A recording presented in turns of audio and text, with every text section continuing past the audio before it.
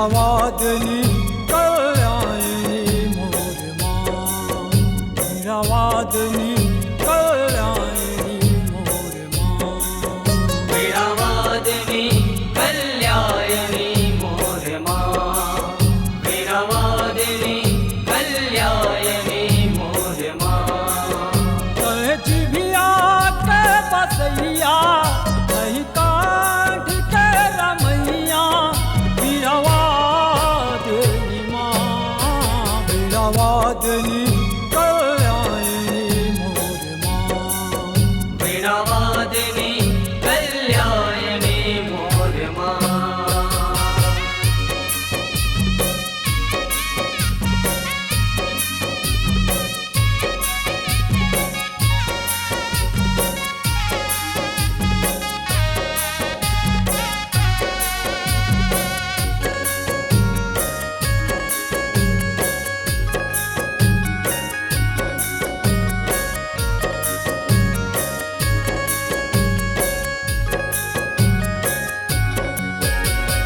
ब्रह्मक बेटी ब्रह्मक नारी, ब्रह्म मुँह अवतारी ओ, ब्रह्मा मुँह अवतारी हो माया, ब्रह्मा मुँह अवतारी हो।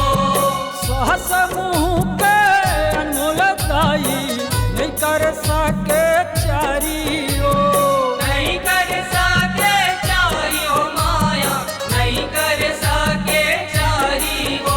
कहे जिभिया के बसैया नहीं काठ के रमैया, वीणावादिनी माँ, वीणावादिनी कल्याणिनी मोर माँ, वीणावादिनी कल्याणिनी मोर माँ।